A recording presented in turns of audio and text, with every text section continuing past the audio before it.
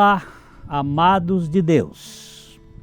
Que alegria é estar de novo em contato com vocês através do nosso programa.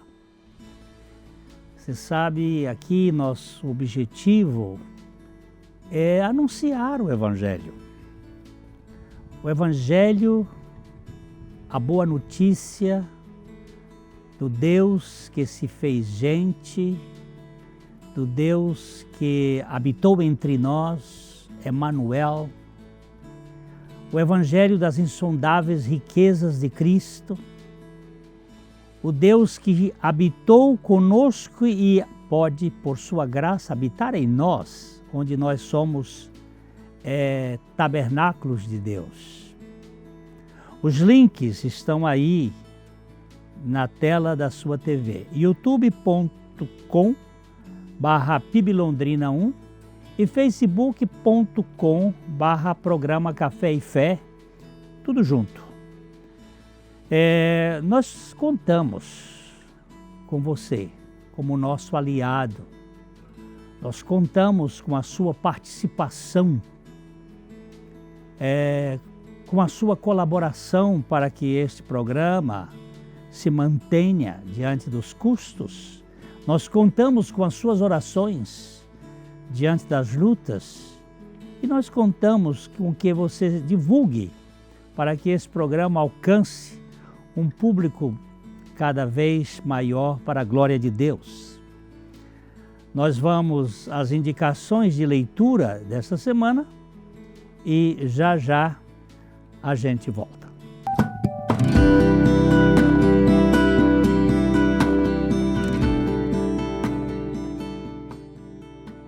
Hoje nós trouxemos para você aqui um livrinho. Ele é pequeno, mas ele é grande. Chama Transforma Meu Pranto em Dança. É de Henry Nouwen. Henry Nouwen era um padre. Ele foi professor de 3 grandes universidades americanas, inclusive Harvard.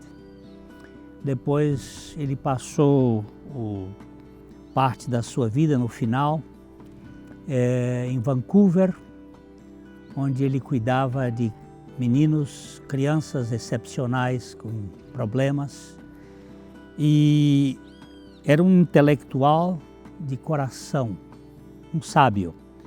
E ele nos convida a transformar o nosso pranto, a nossa lamentação, a nossa lamúria em prazer.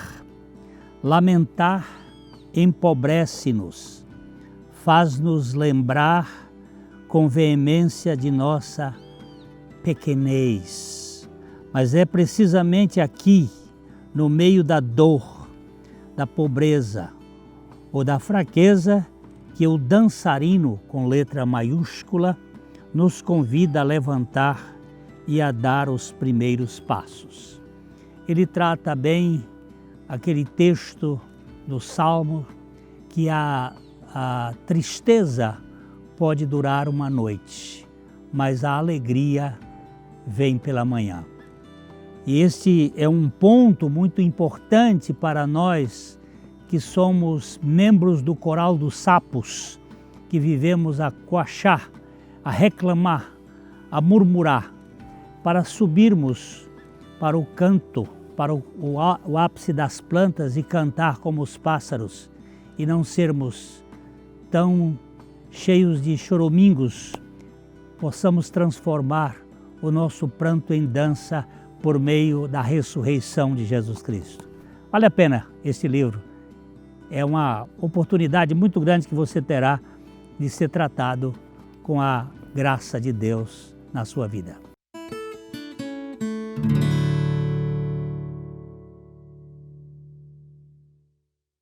Na Ótica Higienópolis você terá um atendimento diferenciado com as melhores opções de lentes e armações para a sua qualidade de vida, sem abrir mão da estética e moda.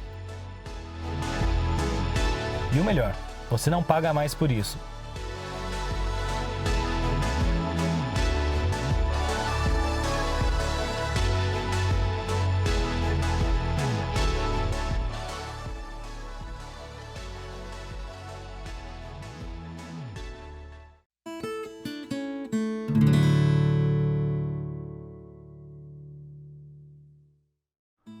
Hoje nós queremos tratar sobre cuidado com o esnobismo.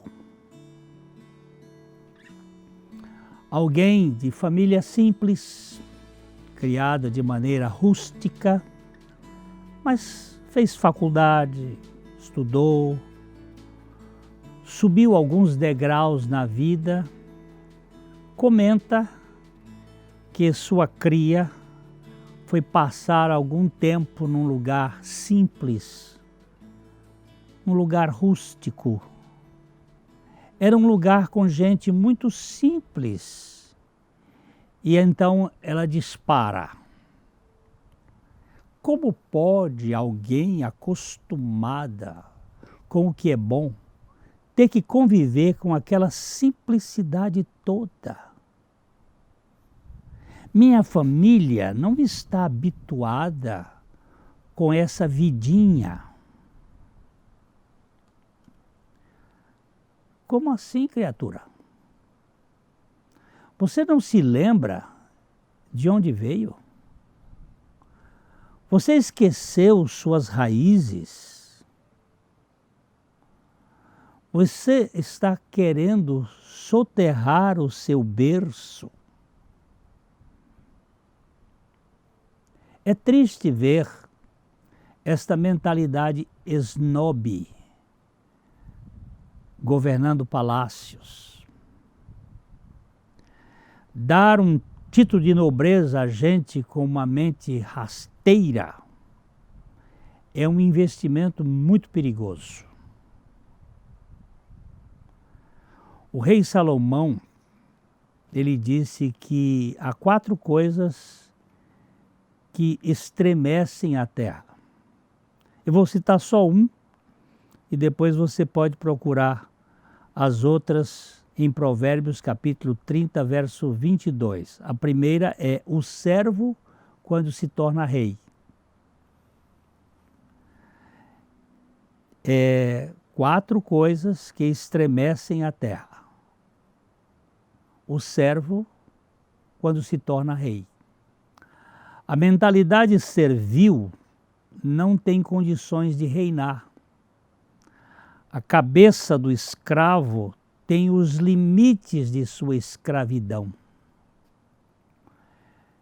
É estreita. Gente miúda não pode ficar de repente graúda sem o risco de se tornar tirana e insuportável nos relacionamentos. Escravo não tem condições de governabilidade. É uma mente muito apertada.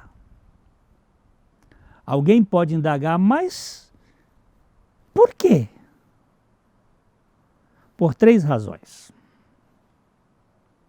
A primeira é o calibre das ideias.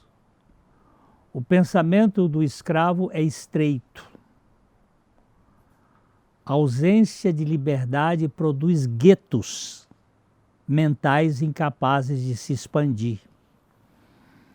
É uma mente miúda. Percebe simplesmente o seu terreiro, o seu quintal. Não enxerga além das montanhas. A segunda é a memória ardida que acaba vingando-se daqueles que, noutro tempo, ocupavam uma posição de destaque. Normalmente, o escravo, ele guarda mágoas, ressentimentos e, de alguma maneira, ele procura dar troco. Ele procura vingança. E a terceira é o esnobismo que impede o escravo a agir com nobreza. Não há no poleiro galinha com postura de condor. Aquele que é miúdo que é daqui, ele não consegue enxergar a amplitude das coisas, ele não consegue ter o voo de um condor. Ele tem no máximo o pulo, aquele voo curto de uma galinha. É verdade que não importa o ninho se o ovo é de águia. Não importa o ninho se o ovo é de águia. Abraham Lincoln era um lenhador, mas ele tinha mentalidade muito além de um lenhador. Ele não tinha mentalidade de vassalo, de subserviente. Lincoln veio de um lar pobre, mas nobre. Pobre e simples, mas era um homem de nobreza, por natureza. Quando eu falo de simplicidade e de pobreza, não estamos falando aqui de fisicamente, de potencial físico, mas é a pobreza da sua estrutura mental e emocional. A sua nobreza, a nobreza de Lincoln, vinha da primeira bem-aventurança que Jesus deu em Mateus 5:3, quando ele diz: bem-aventurados os pobres ou humildes de espírito, porque deles é o reino dos céus. É aqueles que têm um desejo único, eles são destituídos de ambições variadas. Humildade de espírito não significa pobreza física, mas significa a atitude de reconhecer-se finito, de reconhecer-se sem poder fazer todas as coisas, mas dependendo de Deus, ele pode ser realmente um nobre. Quando eu falo de mentalidade de cativeiro, eu não estou falando de pobreza ou simplicidade, mas dessa gentalha, com uma bitola estreita. Por exemplo, o legalista, aquele que vê a vida na base das grades da lei. Ele é um escravo do comportamento legalista. A palavra snob, ela vem da contração do latim sine nobilitate, ou sem nobreza, definindo a pessoa que estaria entre os nobres, entre a nobreza, mas destituída dos pré-requisitos do nobre. Por alguma razão, ele chegou ali, mas ele tem até, às vezes, titularidade de nobreza, mas ele não tem o estilo, ele não tem a condição, ele não tem a personalidade da nobreza. Ele é uma pessoa que chegou numa postura, mas é um esnobe. É gente medíocre e metida a besta, carente da distinção própria da fidalguia. E por isso são pessoas que dificilmente podem governar um país, governar uma cidade, governar alguma coisa de social, porque a mentalidade é curta. Esse tipo busca a notoriedade, embora esteja privado daquilo que é mais notável: humildade. O snobismo se pauta pela necessidade de exibição. Tenta ocupar o tempo todo a visibilidade, a ser reconhecido, chamando atenção para si mesmo e não para o conjunto social, e não para o todo.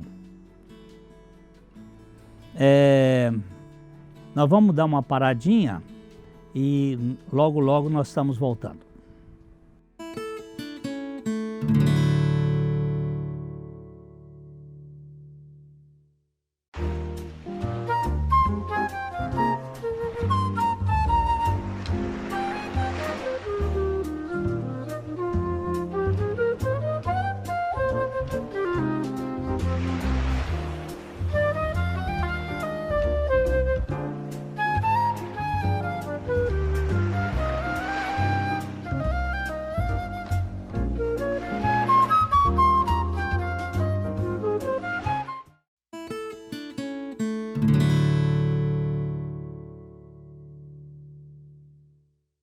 O escritor Rainer, ele disse muito bem uma coisa, e com muita propriedade. Você pode atingir o topo da escada e então descobrir que ela está apoiada na parede errada. Você pode atingir o topo da escada e então descobrir que ela não está apoiada na parede certa ou está apoiada na parede errada. Você escala a muralha até o topo do mundo em busca de reconhecimento, e isso pode ser uma das mais perigosas aventuras para a ilusão da alma. Chegou lá em cima, no topo. E agora? O que foi tudo isto? O que é isto tudo? E a gente tem visto muitos casos de muitos artistas, de muitas estrelas que chegaram a um reconhecimento e que têm fortunas, mas nada daquilo preenche o vazio da sua alma. E muitos acabam se autodestruindo nas drogas, até mesmo no suicídio, porque não tem sentido. A maior mensagem do Evangelho da Graça é o esvaziamento. É tirar nós de nós mesmos, desse snobismo, dessa tentação que temos de sermos reconhecidos, de sermos apreciados, de sermos paparicados. Cristo se esvazia na encarnação. Se esvazia no serviço como escravo de terceira categoria. E se esvazia na cruz como um réu, morrendo a morte dos pecadores indignos, morrendo a minha morte. Eu é que deveria estar naquela cruz. Cristo se esvazia quando ele se encarna. Ele se esvazia quando ele se acocora para lavar pés de pecadores indignos. E ele morre, esvaziando-se na cruz, morre em favor de cada pecador mais indigno. Sem esvaziamento do nosso snobismo, não há lugar para a nobreza celestial. Jesus diz assim: vinde a mim todos vós que estáis cansados e sobrecarregados, e eu vos aliviarei. Tomai sobre vós o meu jugo e aprendei de mim, que sou manso e humilde de coração, e encontrareis descanso para as vossas almas. Esse jugo é a cruz, onde ele e eu estivemos juntos para sermos esvaziados. O nosso velho homem em si mesmado precisa ser extinto. E a busca pela glória e o reconhecimento precisam ser crucificados com Cristo. Não há alternativa. Senão a gente vai ficar dentro daquelas reuniões das igrejas, das sociedades se digladiando, se debatendo uns com os outros, por causa de posicionamentos, por causa de interesses pessoais. Alguém disse: a grandeza do poder de um homem é a medida da sua capacidade de rendição. A grandeza do poder de um homem é a medida de sua capacidade de rendição. Essa resiliência diante das coisas deste mundo, Jesus só afirmou: todo poder me foi dado no céu e na terra, depois da via crucis. O ser humano necessita ser esvaziado para poder depois ser exaltado. Mas não ele se exaltar, mas ser exaltado. O modelo é este, que está descrito em Filipenses, no capítulo 2, dos versos 5 ao 11. A palavra de Deus diz assim: tenham a mesma atitude demonstrada por Cristo Jesus. Tenham o mesmo despreendimento de Cristo Jesus. Embora sendo Deus, não considerou que ser igual a Deus fosse algo a que devesse se apegar. Em vez disso, esvaziou-se a si mesmo. Olha só. Assumiu a posição de escravo e nasceu como um ser humano quando veio em forma humana. Da posição de Deus, ele veio até a posição de homem. Humilhou-se e foi obediente até a morte, e morte de cruz. Não podia ir ao lugar mais baixo. Foi descendo, descendo, descendo até a morte, e morte de cruz. Agora, daí para frente é Deus que faz. Por isso Deus, o Pai, o exaltou, o elevou ao lugar da mais alta honra e lhe deu um nome que está acima de todos os nomes, para que ao nome de Jesus todo joelho se dobre, nos céus, na terra e debaixo da terra, e toda língua confesse que Jesus Cristo é o Senhor, para a glória de Deus o Pai. Aqui nós temos o modelo. Ele estava no ápice, no píncaro, na ponta, no cume, e desce, desce, desce.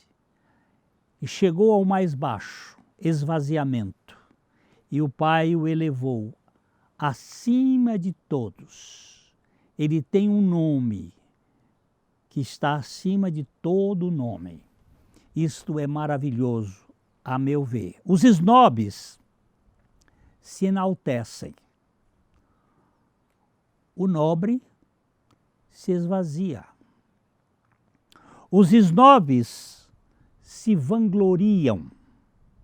O nobre se humilha. A trilha dos snobs é para cima. A via do nobre é para baixo. O nobre desce. O nobre vem.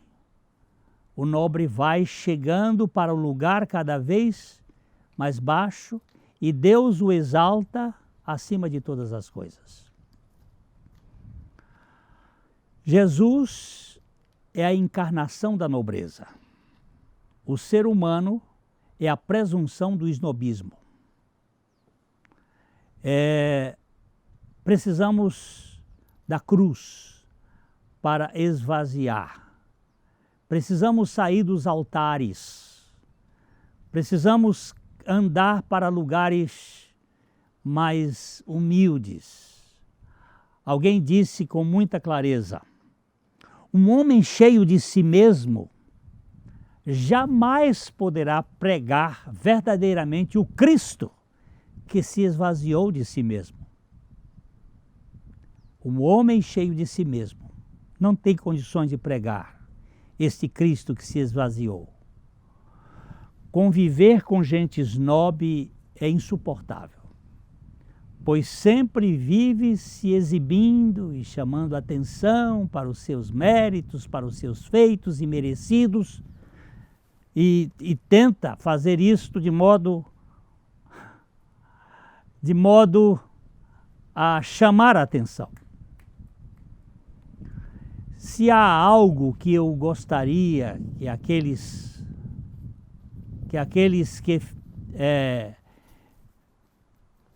ficarem, que as pessoas ficassem entendendo, quando eu tiver ido para o céu, quando eu chegar lá, é que o transbordamento escondeu o vaso, que Cristo escondeu a minha vida, que Cristo me colocou numa posição de ser o meu tudo. É isso que eu gostaria, que o transbordamento escondeu a minha vida. Como sou um vaidoso por natureza, eu preciso da cruz de Cristo diariamente para me esvaziar e, ao mesmo tempo, eu ser encharcado pela abundância de Cristo. Isto é muito importante. Santo Agostinho foi preciso ao dizer: a suficiência dos meus méritos está em saber que os meus méritos não são suficientes. Eu oro, e oro como um homem do século XIX, Robert Murray McCain. Ele orava assim: oro, ó Deus, oro por uma humildade verdadeira, não fingida. Sei que tenho motivos para ser humilde, não obstante, não conheço nem metade desses motivos. Sei que sou orgulhoso e, mesmo assim, não conheço nem metade desse orgulho. Ó Senhor, tem misericórdia de mim. Que Deus nos dê a graça de vivermos sobre os efeitos da cruz de Cristo, para podermos conviver com mais adequação com este mundo complexo. Eu desejo de coração para coração que você e eu ganhemos a dimensão do Senhor Jesus Cristo. Até o nosso próximo programa.